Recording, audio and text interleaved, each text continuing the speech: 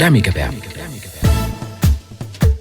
እንደ ኢትዮጵያ ያሉ ድሃ የአፍሪካ ሀገራት በቻይና ምርት ሊጥለቀለቁ ይችላሉ። ምናልባት ደግሞ ኤክስፖርት የሚያደርጉት ምርት ፈላጊም ሊያጣ ይችላል። የታሪፉ ጦርነት ቻይናና አሜሪካ ብቻ ሳይሆን አፍሪካውያንን እጅጉን ሊጎዳ የሚችልና ከፍተኛ ጥንቃቄ የሚሻ ነው። በዛሬው የቅዳሜ ገበያ ትንታኔያችን ይዤላችሁ የሚቀርበው የአሜሪካና የቻይና የታሪፍ ውዝግብ በአፍሪካ ላይ የሚኖረውን አዎንታዊ እና አሉታዊ ገጽታ ነው። የዩቲዩብ ገጻችንን ሰብስክራይብ በማድረግ የደውል ምልክቱን በመጫን ሁሌም አዳዲስ የቢዝነስና ኢኮኖሚ ትንታኔዎች ከቅዳሜ ገበያ እንዲደርሷችሁ አድርጉ። ቻይናና አሜሪካ በታሪፍ ጦርነት ውስጥ እየተሟሟቁ ነው። በቅርቡ የተሰማው ዜና ጃፓን የንግድ ሚኒስቴሯን በተደራዳሪነት አሜሪካ ደጋግማ እያመላለሰች ነው። የአውሮፓ ህብረትም ሙከራዎችን እያደረገ ነው። በእርግጥ የአውሮፓ ጉዳይ ራሱን የቻለ ኪሳራ ይሆናል የሚለው በጣም አሳሳቢ ስለሆነ እሱን ምናልባት በሌላው ፕሮግራም አቃኛላችኋለሁ። አሁን ግን ማየት ያለብን ቻይናና አሜሪካ በሚያደርጉት ሰጣ ገባ አፍሪካውያን ምን እየደረሰባቸው ነው የሚለውን ጉዳይ ነው። ቻይናና አሜሪካ ከፍተኛ የንግድ ልውውጥ የሚያከናውኑ ሲሆን በአሁኑ ወቅት ከፍተኛ ጫና እያረፈባቸው እንደሚገኝ ይታመናል። ነገር ግን ሁለቱም ሀገራት ጥሩ ላይ ነን፣ በጣም የተሻለ ሁኔታ ላይ ነን፣ እስካሁን በታሪፉ አልተጎዳንም እያሉ አሜሪካ ታሪፍ በጣለች ቁጥር ቻይና ምላሽ እየሰጠች፣ ቻይና ምላሽ በመስጠቷ አሜሪካ ይባስ እየተቆጣች ታሪፉ በ100% የሚቆጠር ሆኗል። ለመሆኑ አሜሪካና ቻይና የሚነጋገዱት ምንድነው የሚለውን አይተን ወደ አፍሪካ ጉዳይ እናመራለን። በ2024 በፈረንጆቹ አቆጣጠር ባለፈው ዓመት ማለት ነው ቻይና ከአሜሪካ የገዛቸው 143.5 ቢሊዮን ዶላር የሚያወጣ ምርት ነው። በቀዳሚነት ቻይና ከአሜሪካ የምታገኘው ምርት ነዳጅና የነዳጅ ውጤት ነው።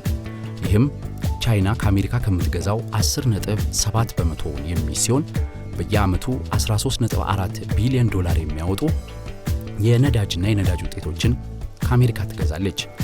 የቅባት እህሎች እና ዘይት በተለይም ደግሞ የበቆሎ ዘይትን ቻይና ከአሜሪካ 13.3 ቢሊዮን ዶላር እያወጣች የምትገዛው ሁለተኛው ትልቁ ሸቀጥ ነው። በሶስተኝነት ቻይና ከአሜሪካ የምትገዛው የኤሌክትሪክ ማሽነሪዎችንና መለዋወጫችን ነው። እነዚህ የኤሌክትሪክ ማሽነሪዎችና መለዋወጫዎች 9.1 በመቶ ድርሻ ይዘው በገንዘብ ደግሞ 11.5 ቢሊዮን ዶላር ቻይና ከአሜሪካ የምትገዛቸው ናቸው በየዓመቱ። የኒኩሌር ማብላያ እና ተያያዥ የኒኩሌር ቴክኖሎጂና ማሽነሪዎችን 10.5 ቢሊዮን ዶላር በየዓመቱ በማውጣት ቻይና ከአሜሪካ ትገዛለች።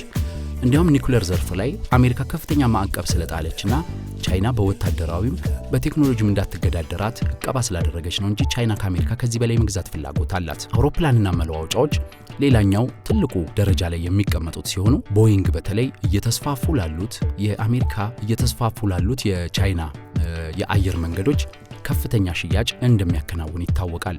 በየዓመቱ 10.2 ቢሊዮን ዶላር ይሸጣሉ። እነዚህ ዋነኛ አምስቶቹ ተጨማምረው ነው እንግዲህ ቻይና ከአሜሪካ የምትገዛው 143.5 ቢሊዮን ዶላር ነው እያልኳቸው ያለሁት። አሜሪካ ከቻይና የምትገዛው ደግሞ በዓመት 439 ቢሊዮን ዶላር ነው። የቻይናና የአሜሪካ ንግድ ከዚህ በፊትም እንደገለጽኩላችሁ 3 እጥፍ ቻይና ወደ አሜሪካ የምትልከው ይበልጣል። ከ200 ቢሊዮን ዶላር በላይ ንጹህ የንግድ ትርፍ ታገኛለች። ቻይና በብዛት ወደ አሜሪካ የምትልከው ኤሌክትሪካል ማሽነሪና መለዋወጫዎችን ነው። ይሄ ከኤክስፖርቷ ከሩብ በላይ የሚለውን ሸፍኖ 123.8 ቢሊዮን ዶላር ቻይና ወደ አሜሪካ ትልካለች። በሁለተኛነት ቻይና ወደ አሜሪካ የምትልከው የኒኩሌር ማብላያ ማሽነሪዎችን ነው።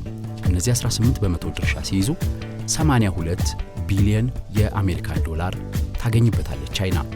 እዚህም ጋር ልክ አሜሪካ የኒኩሌር ቴክኖሎጂን ለቻይና አበክራ መስጠት እንደማትፈልገው ሁሉ ቻይና ደግሞ አሁን በታሪፍ ጦርነት እንዳደረገችው ሬር እርዝ የሚባሉት ወይም ለኒኩሌርና በተለይም ደግሞ ለኮንዳክተርስ ለኮምፒውተር ቴክኖሎጂ ለሆኑት ለሰሚኮንዳክተርስ የሚሆኑትን ሬር እርዞችን አልሸጥም ማለቷ ውዝግቡን እንዳሟሟቀው ነው። በነገራችን ላይ እንዳያችሁት ቻይና ከአሜሪካ የምትገዛው በሶስተኛነት ኤሌክትሪክ ማሽነሪዎችና መለዋወጫዎች ይላል።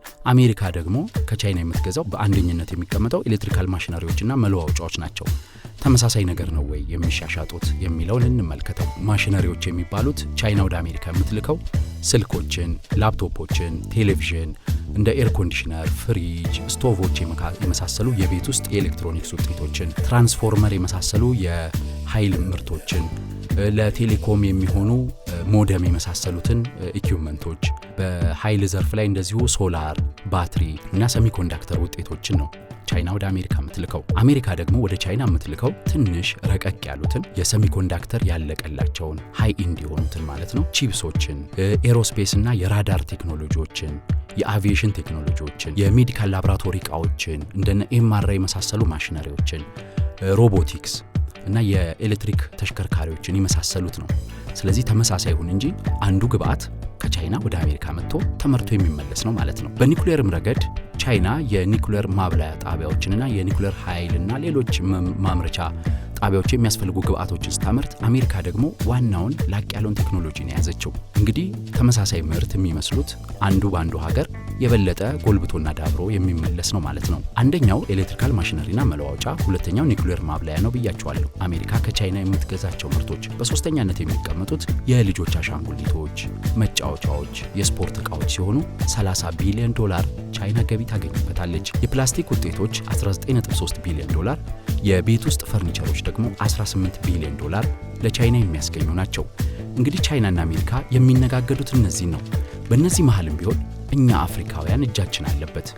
እናም አፍሪካውያን ምን ሊጠቀሙ ምን ሊጎዱ ይችላሉ የሚለውን እንመልከት። የዓለም ንግድ ድርጅት WTO እንደሚገልጸው የታሪፍ ጦርነቱ የዓለምን ንግድ ከ2.7 በመቶ ወደ 2.5 በመቶ ይቀንሰዋል በዚህ ዓመት እድገቱን ብሎ ይሰጋል። የአገልግሎት ንግድ በተሻለ ደረጃ ይቀጥላል 4 በመቶ ላይ ይላል። ቱሪዝም፣ ፋይናንስ የመሳሰለው። በተለይም ደግሞ የዓለም ንግድ መቀዛቀዝ የዓለምን የንግድ ፍሰትንም በመረበሽ ታዳጊ ሀገራትን ይጎዳል የሚለውን በዋናነት ያስቀምጣል። እንግዲህ የቻይናና የአሜሪካ የታሪፍ ጦርነት አፍሪካ ላይ ከሚያደርሱት ዳፋዎች መካከል ዋነኛዎቹ ጉዳዮች ምንድናቸው? በተለይም ደግሞ ከቻይና አንጻር የሚለውን እንመልከተው። ቻይና ከአፍሪካ በዋናነት ነዳጅና ማዕድናትን በብዛት ትወስዳለች፣ የግብርና ምርቶችንም ትወስዳለች። ስለዚህ የአሜሪካ ገበያ ፍላጎት ለቻይና ምርቶች ሲቀዘቅዝና ታሪፍ ሲበዛበት ቻይና የግብአት ፍላጎቷ ሊቀንስ ይችላል። ለምሳሌ እንደነ ዛምቢያና ዲሞክራቲክ ኮንጎ ያሉ መዳብና ኮባልት በማምረት የሚታወቁት ሀገራት ለቻይና ያለው ገበያቸው ይቀዘቅዛል የሚለው ስጋት አለ። ሁለተኛው የአፍሪካ ኢንዱስትሪ ግብአት በብዛት ከቻይና የሚመጣ ነው። ማሽነሪዎችን በብዛት የምንገዛው ከቻይና ነው። ስለዚህ የቻይና ኢኮኖሚ ከተቀዛቀዘ የማሽነሪዎች ዋጋ ሊወደድ ይችላል የሚለው ያሳስባል። እዚህ ላይ ሀገራችንን መጥቀስ እንችላለን። ለምሳሌ በኢንዱስትሪ ፓርኮች ለምናከናውናቸው ልማቶች ከቻይና የምንገዛቸው ማሽነሪዎች ስለሚወደዱ ኢትዮጵያን እንደ ምሳሌ ማየት ይቻላል። ከቻይና የምንገዛው ነገር እየተወደደ ሊሄድ ይችላል። በሶስተኛነት የገንዘብ ፖሊሲና የዕዳ ጉዳይ ይነሳል። የቻይና ፍላጎት ከተዳከመ የአፍሪካ ሀገራት ከአሜሪካ በላይ የቻይና ፍላጎት የሚዳከም ከሆነ በከፍተኛ መጠን መገበያ ገንዘባቸው ይቀንሳል። ለዚህም በጣም ተጠቃሽ የሆኑት በቅርቡ ከፍተኛ ችግር የገጠማቸው ደቡብ አፍሪካ ራንዷ እየቀነሰ ነው። ዛምቢያም ኳቻ መገበያ ገንዘቧ እየቀነሰ ነው። እናም የመገበያ ገንዘባቸው ቀነሰ ማለት የአፍሪካ ሀገራት የሚከፍሉት ዕዳ በዶላር እየጨመረ ይሄዳል እና ሜዳ ጫና ሊጨምር ይችላል። በአራተኛነት የሚጠቀሰው የአፍሪካ ነጋዴዎች ጉዳት ነው። ቻይና በተለይም ከፍተኛ ታሪፍ የተጣለባቸው ብረትና አልሙኒየም የመሳሰሉ ምርቶችን ወደ አሜሪካ መላክ ስታቆም ወደ አፍሪካ እጅግ በርካሽ ዋጋ ልትልክ ትችላለችና የአፍሪካ ገበያ በርካሽ የብረት ምርቶች ይጥለቀለቃል። የአፍሪካ ማኑፋክቸሪንግም ሊጎዳ ይችላል የሚለው ይጠቀሳል። በዛው ልክ ግን እድሎችንም ማንሳት ይቻላል። የተወሰኑ እድሎችም አሉት ይሄ ታሪፍ ጦርነቱ። እንደ እድል ከሚታዩት መካከል ማምረቻ ፋብሪካዎች ወይም ደግሞ ኢንዱስትሪዎች ወደ አፍሪካ ሊፈልሱ ይችላሉ የሚለው ነው። ከዚህ ቀደምም እንደምናውቀው ለምሳሌ የአሜሪካን ነፃ የንግድ እድል አጓን ለመጠቀም የቱርክ የህንድና የቻይና የመሳሰሉ ፋብሪካዎች በኢትዮጵያ ኢንቨስት በማድረግ ጨርቃ ጨርቅን ወደ አሜሪካ ለመላክ ሙከራ ሲያደርጉ ቆይተዋል። ልክ እንደዛው ሁሉ አሁንም አነስተኛ ታሪፍ የተጣለባቸው እንደ 10 በመቶ ማለት ነው እንደ ኢትዮጵያ አይነት ሀገሮች ላይ ቻይናና መሰል ኢንዱስትሪዎች ወደ ኢትዮጵያ በመምጣት ከፍተኛ ምርት በአፍሪካ በማከናወን ወደ አሜሪካና ወደ ሌሎች ሀገራት ለመላክ ይሞክራሉ። ኢንዱስትሪያቸውንም ዳይቨርሲፋይ ያደርጋሉ የሚለው ነው። በዚህ ተጠቃሚ ሊሆኑ ከሚችሉ ሀገራት መካከል አሁንም የሌሎች ሀገራት ኢንዱስትሪዎች እየፈለሱ የሚገኙባቸው እንደ ኬንያ፣ እንደ ኢትዮጵያና እንደ ሞሮኮ ያሉት ይጠቀሳሉ። በተለይም ደግሞ ሰፊ ኢንዱስትሪዎች ሊመጡ ይችላሉ ወደ አፍሪካ ተብለው የሚጠበቁት የቴክስታይል ወይም የጨርቃ ጨርቁ ዘርፍና የኤሌክትሮኒክስ ዘርፍ መሆኑ ኢትዮጵያ፣ ኬንያና ሞሮኮን ሳቢ ያደርጋቸዋል የሚል ግምት አለ። በሁለተኛነት እንደ ዕድል የሚቀመጠው የግብርና ኤክስፖርት ወደ ቻይና ይጨምራል የሚለው ነው። ቀደም ሲል እንዳነሳሁት እንግዲህ ቻይና ከአሜሪካ በተለይም ደግሞ በቆሎንና የበቆሎ ዘይትን ጨምሮ የአሳማ ምርቶችን የአሳማ ስጋን በብዛት ትወስዳለች። ቻይና የሶያቢን ወይም አኩሪ አተርን የመሳሰሉ ምርቶችም ከአሜሪካ ትገዛለች። ስለዚህ እነዚህን ማምረትና መተካት የሚችሉ የአፍሪካ ሀገራት እድል ተከፈተላቸው ማለት ነው ወደ ቻይና ምርታቸውን ለማቅረብ። ስለዚህ ይህንን እድል የአፍሪካ ሀገራት ምን ያህል ይጠቀሙበታል? ቻይና የምትገዛቸውን የግብርና ምርቶች በማቅረብ የሚለው አንዱ ዘርፍ ነው። በሶስተኛነት የሚጠቀሰው የአፍሪካ እድል የኢንቨስትመንት መጨመር ነው። እንግዲህ ኢኮኖሚያቸውን ለማሻሻል አሜሪካም አፍሪካም በቻይና ኢንቨስት ሊያደርጉ ይችላሉ። ለምሳሌ የአውቶሞቲቭ ዘርፉ በናይጄሪያ ከፍተኛ ፍላጎት አለው ከህዝብ ቁጥሩም አንጻር። ስለዚህ የአውቶሞቲቭ ዘርፍ ኢንቨስትመንት በናይጄሪያ ሊስፋፋ ይችላል። የኤሌክትሪክ ተሽከርካሪዎች የአሜሪካና የቻይና ኩባንያዎች ፍጥጫ ወደ አፍሪካ ከመጣ እንደ እድል ሊታይ ይችላል። የቆዳ ኢንዱስትሪው ለምሳሌ በኢትዮጵያም ሊስፋፋ ይችላል። ስለዚህ አዳዲስ ኢንቨስትመንቶችን ለመሳብ እንደ እድል አይተውት ቢሰሩ የሚል ነገሮችም ይቀመጣሉ። በአጠቃላይ ግን ሲታይ ደግሞ የረጅም ጊዜ ስጋቶች ብለው የሚያስቀምጧቸው አሉ ባለሙያዎች በአፍሪካ ሀገራት በኩል።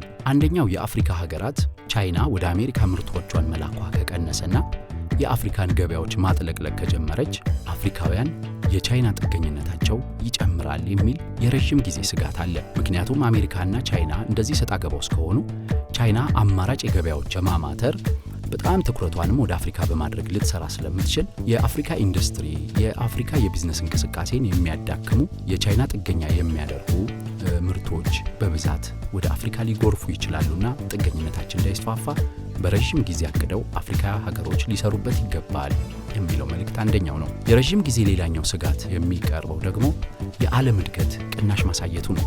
እንደጠቀስኩት የዓለም የንግድ ድርጅት የንግድ እንቅስቃሴው ይቀንሳል ብሏል። የተባበሩት መንግስታትም የዓለም ኢኮኖሚ እድገት በ0.2 በመቶ ቢያንስ በታሪፉ ጉዳይ እንደሚቀንስ እየተነበየ ነው።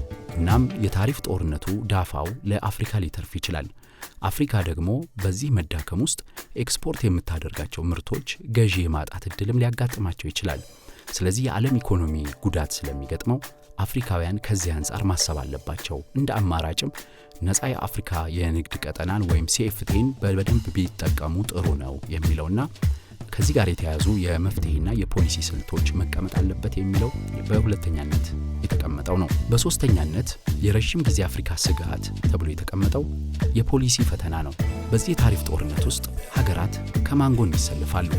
የአፍሪካ ሀገራት ድሃ እንደመሆናቸው ከሁለቱም ወገን መሰለፍ ጉዳት ይዞ ሊመጣ ይችላል። አብዛኛዎቹ የአፍሪካ ሀገራት ዋነኛ የንግድ አጋራቸው ቻይና መሆኗ ይታወቃል። ለምሳሌ እንደ ኢትዮጵያ ያሉትን ሀገራት ብንወስድ ኢትዮጵያ በቀዳሚነት ምርት የምታስገባው ከቻይና ሲሆን ቀላል የማይባሉ ሸቀጦችም ወደ ቻይና ትልካለች። እናም ከቻይና ጋር ትወግናለች ወይንስ ከአሜሪካ ጋር? አሜሪካ ደግሞ በፖለቲካ አጋርነት በጸጥታ አጋርነት ከበርካታ የአፍሪካ ሀገራት ጋር እንደምትሰራ ይታወቃል። የፖለቲካ እጇም ረጅም ነው። ቢያንስ አውሮፓን ተጽዕኖ ማሳረፍ ትችላለች። የመካከለኛው ምስራቅ ሀገራትም በአሜሪካ ተጽዕኖ ስር ያሉ ስለሆኑ የአፍሪካ ሀገራት በዚህ ታሪፍ ጦርነት ከማን ጎን ይቆማሉ የሚለው አነጋጋሪው ጉዳይ ነው። ሌላው ደግሞ ነገሩን የሚያወሳስበው ሁለቱም ሀገራት ቻይናና አሜሪካ ከኔ ጎን ቁሙ እያሉ አንዳቸው በአንዳቸው ላይ የበለጠ ጫና ለማሳረፍ ሀገራትን ከጀርባ ማሰባሰብ ጀምረዋል። እናም አፍሪካውያን ጨዋታውን ይችሉበታል ወይ የሚለው መነሳት ያለበት ነው። በአጠቃላይ ስንመለከተው ግን አፍሪካ በዚህ የታሪፍ ጦርነት ውስጥ ከፍተኛ ስጋት ተጋርጦባታል። የተወሰኑ የእድል በሮችም ተከፍተውላታል። ስለሆነም አፍሪካ ልታደርግ የምትችለው ምንድነው በሚል ያሉትን ትንታኔዎች ስንደመድማቸው በእኔ እይታ አንደኛ አፍሪካ በጣም በትኩረት የንግድ አጋሮቿን ማስፋት አለባት። ለምሳሌ እንደ ኢትዮጵያ ያለ ሀገር ቡና በብዛት ወደ አሜሪካ እንልካለን። የአሜሪካ የዋጋ ግሽበት ከናረና የአሜሪካ ደንበኞች ቡናን የመግዛት አቅማቸው ከተዳከመ ወደ ሮቡስታ ቡናም ከዞሩ ኢትዮጵያ አረቢካ ቡናዋን ወደ ተለያዩ የዓለም ሀገራት ለመላክ መሞከር አለባት። ስለዚህ በርካታ የንግድ አጋሮችን ማበርከት የሚለው ትልቁ ነው። በሁለተኛነት አፍሪካውያን ትኩረት ማድረግ ያለባቸው ለኢትዮጵያም የሚሰራው የሀገር ውስጥ ምርትን ማሳደግ ነው። ስለዚህ የምርት ጥገኝነትን መቀነስ አሁን ጊዜ የማይሰጠው ጉዳይ ነው። በሶስተኛነት አፍሪካውያን የእርስ በርስ ንግዳቸውንም ሆነ የእርስ በርስ የፖለቲካ ትብብራቸውን በማጠናከር የተሻለና የተደራዳሪነት አቋም ይዞ መገኘት ትኩረት ሊያደርጉበት የሚገባ እንደሆነ ይሰማኛል። የሀገር ቤትና ዓለም አቀፍ የኢኮኖሚና የቢዝነስ ትንታኔን ከቅዳሜ ገበያ ያገኛሉ። ቅዳሜ ገበያን በአሃዱ ሬዲዮ ያደምጡታል። በድረገጻችን በማህበራዊ ገጾቻችን ያገኙናል። የቅዳሜ ገበያ ልዩ ትንታኔዎችን በዩቲዩብ ቻናላችን በአማርኛና በእንግሊዝኛ ቅዳሜ ገበያ ብለው ሰብስክራይብ ያድርጉ። አዳዲስ ቪዲዮዎች በትኩሱ እንዲደርሶት የደውል ምልክቱን ይጫኑ።